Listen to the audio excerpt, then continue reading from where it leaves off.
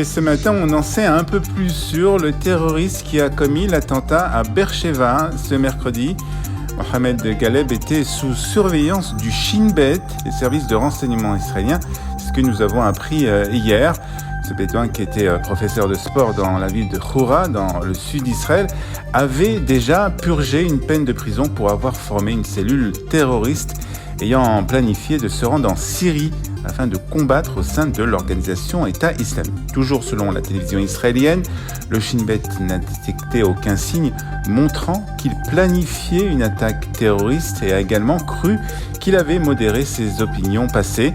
La police a arrêté 2 de ses frères après l'attaque, soupçonnés de lui avoir fourni le couteau et de connaître ses intentions d'assassinat. Les 2 hommes ont toutefois nié avoir eu conséquence des plans de Mohamed. 4 Israéliens sont morts dans cette attaque terroriste à Beersheva. Et toujours au chapitre sécuritaire, 61 armes à feu appartenant à des trafiquants d'armes arabes israéliens ont été saisies cette nuit par la police israélienne en coopération avec Tsahal. 3 suspects résidents de la ville bédouine du nord d'Israël ont été arrêtés après une poursuite depuis la frontière israélo-libanaise. La police israélienne estime la totalité de la réquisition à quelque 3,5 millions de shekels, c'est-à-dire près d'1 million d'euros. Depuis le début de l'année, 4 tentatives de contrebande ont été déjouées au cours desquelles 120 armes ont été saisies, ce qu'a ajouté un porte-parole de la police israélienne. La guerre en Ukraine à présent avec le président Volodymyr Zelensky qui a déclaré cette nuit dans une vidéo publiée sur le réseau Telegram qu'il s'était entretenu avec le premier ministre israélien Naftali Bennett hier au cours de la journée. Au cours de la journée dernière, j'ai également parlé au président lituanien et au premier ministre britannique, a aussi déclaré Zelensky. Et tout cela dans le but que la Russie comprenne une chose: nous devons lutter pour la paix. La Russie doit faire de même. Zelensky a ajouté qu'il s'était également entretenu avec le président égyptien Abdel Fattah el-Sisi 2 jours après le sommet tripartite qui s'est tenu donc entre l'Égypte, les Émirats arabes unis et Israël, sommet qui s'est tenu à Sharm el-Sheikh. Et puis autre sommet tripartite qui pourrait lui avoir lieu prochainement, et cette fois-ci à Jérusalem, et qui réunirait des représentants d'Israël, des États-Unis et des Émirats arabes unis.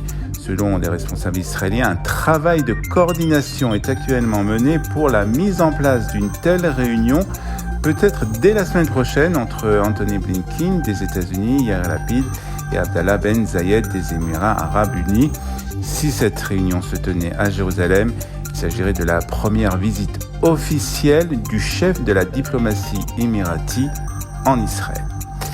Les chiffres du corona continuent d'augmenter en Israël et pour la première fois, un cas de Omicron BA3 a été découvert ici.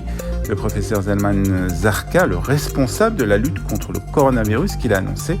On sait encore peu de choses sur cette souche qui a rejoint les sous-variants Omicron BA1 et BA2. Et l'OMS a affirmé au début du mois qu'elle suivait la trace donc de cette souche BA3 identifiée pour la première fois en Afrique du Sud en janvier. Et pour terminer, sachez qu'Israël est passé cette nuit à l'heure d'été, c'est-à-dire que nous avons, et ce jusqu'à samedi soir, 2 heures de différence avec la France. Mais si nous sommes passés à l'heure d'été, cela ne veut pas dire que l'été s'est installé en Israël, ni même le printemps. Les températures restent basses pour la saison et la pluie devrait continuer à tomber sur l'ensemble du territoire, du moins jusqu'à ce soir. Le soleil devrait être lui de retour en début de semaine prochaine.